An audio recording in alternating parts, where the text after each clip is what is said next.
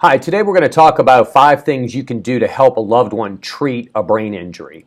You know, the most confusing thing about brain injuries is that people try to treat them in isolation. But because they're most often caused by trauma, they're usually combined with chronic pain and psychological issues like things like PTSD. To properly treat them, it's kind of like peeling back the layers of an onion. The other issues you'll have to deal with first and get those out of the way so that then you can focus on the brain injury and try to resolve that if possible. So here's some 5 things that you can do to help your loved one treat for a brain injury. First and foremost, you need to get the appropriate diagnostic testing to determine the location and severity of the injury. The biggest thing that is used now, it's a relatively new technology and it's considered the gold standard in neuroimaging, is called a DTI, and that's short for diffusion tensor imaging. What that is a specialized MRI that uses software to track the water flow in the brain, because water is what carries information along the axons, which are kind of like telephone wires. It carries information from one area to the other in the brain. So when this decreased water flow is identified, and you might hear the terms FA or fractional anisotropy, what that means is the water flow rate is low enough that the information is not being carried like it should, and that is an indicator of an axonal injury, or that telephone wire example where it would be twisted or cut and no longer able to carry that information. Now, there's a few things to know about DTI tests. Number one, the strength of the magnet. MRI machines generally come in either 1.5 Tesla strength magnets or a 3 Tesla. Obviously, because you get a better read, we would recommend that you use the 3 Tesla MRI. Now, a lot of people look at old technology and they'll say, well, you know, CT scans are fine, or a regular MRI of the brain is fine.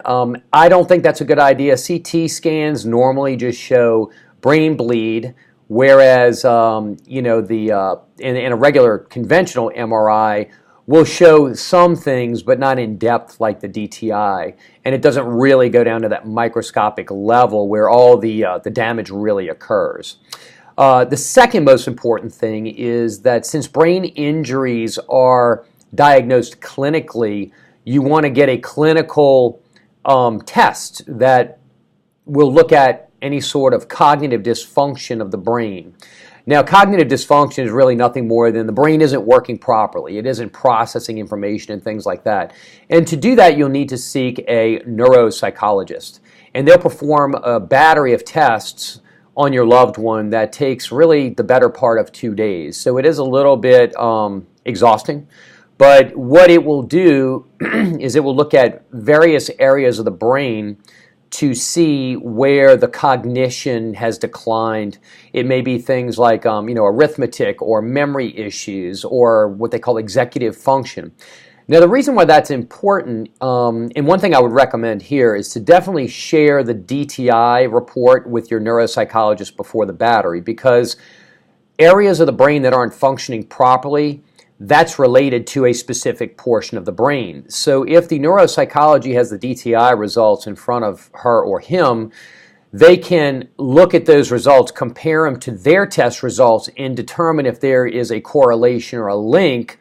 And now you're starting to kind of put the puzzle together to see this part of the brain is damaged and it's causing you know, a decline in cognition that's associated with that very part of the brain.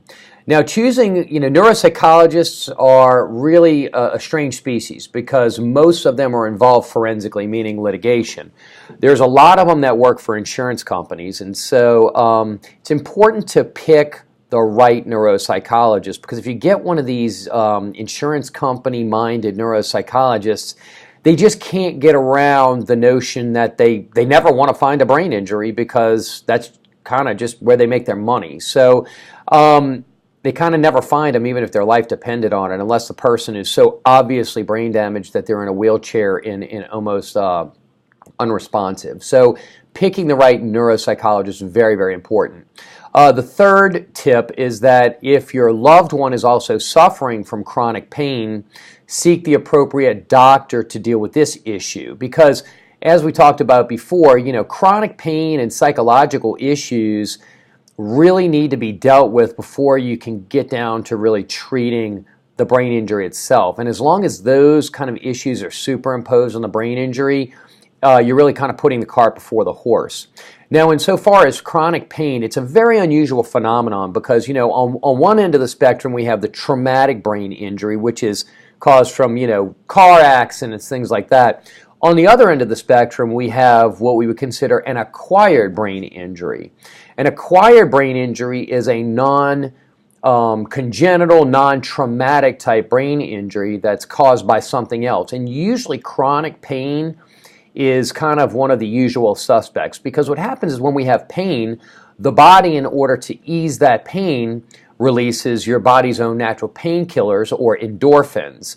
And if it goes a long enough period of time, those endorphins keep dripping on various parts of the brain like the hippocampus and cause atrophy.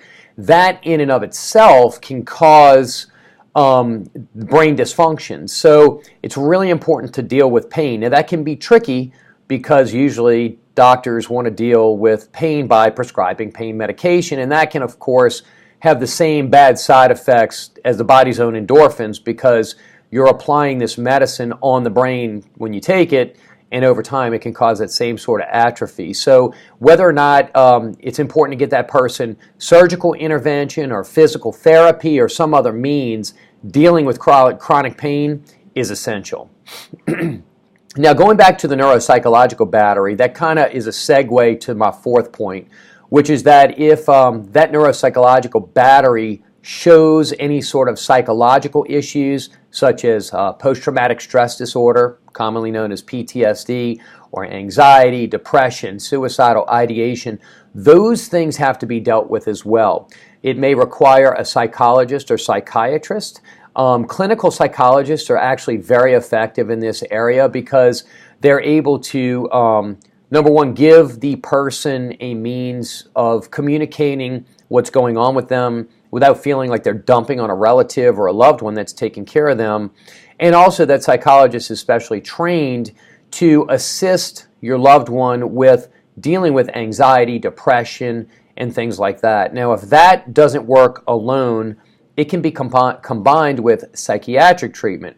Here, there's a little asterisk, though, that I give you, and that is that psychiatric treatment many times involves medicine, and then that can affect the brain as well. So it can be a bit of a slippery slope, so just be careful how you proceed, and by all means, make the psychiatrist aware, and any doctor for that means, whether it's an orthopedic surgeon, neurosurgeon, make those doctors aware that your loved one has a traumatic brain injury, because that may affect what kind of medicines they will prescribe so as to not exacerbate the traumatic brain injury and then combine it with an acquired brain injury.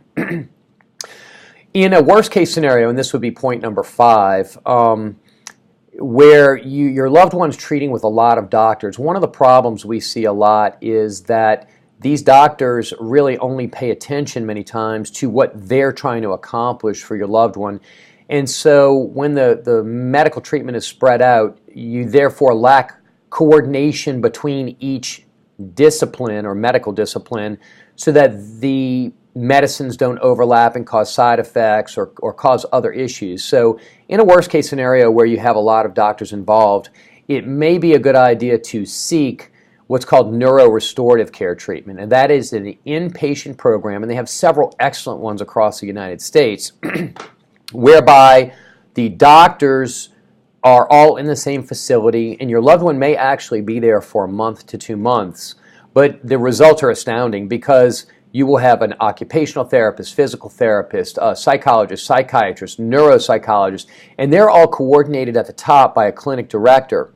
So what happens is your loved one will during the day, go through all sorts of different, what we call modalities or different treatments, but they're all closely coordinated. And all these doctors with the clinic director meet in terms of developing an initial treatment plan and then continue to meet during treatment so that the plan can be modified, goals can be set, they can discuss what goals they've set for your loved one that have been achieved in order to best help them. Now, after that month, there's one little caveat here. When your loved one returns home, you're likely to be astonished. They'll probably be thinner, more fit, armed with a lot of strategies to help them in their activities of daily living. And don't get too elated, because they're coming back when they've gotten the benefit of all these doctors all at one time. But over time, and without those doctors there every day, they tend to what we call backslide. So it's important before they return home for you to make an appointment with the clinic director and find out what sorts of things you can do to create a regime for your loved one on a daily basis to try to keep those benefits going for as long as you can. But it is more than likely that they will backslide. So if they are in that situation, you notice over time that they're getting a little more lethargic, they're gaining weight, they're not using the strategies that were taught to them, it is common for the loved one to return to one of those restorative care facilities for about a month every year. But so you'll notice kind of an up and down pattern where they get a lot better and they come back home and backslide, and then they'll go back and get a lot better, and that's about as good as you can get with some of these lifetime injuries. So to summarize, the best way to isolate treatment of a brain injury is to remove the other issues that complicate and delay the treatment of the brain injury. Often they cannot be, so don't get discouraged if they can't. However, in most cases, these complicated issues can be, or the complicating issues can be minimized so that your loved one can realize the best possible recovery of the brain injury itself. I sure hope these 5 things help both you and your loved one, and we'll talk again soon. Thanks a lot.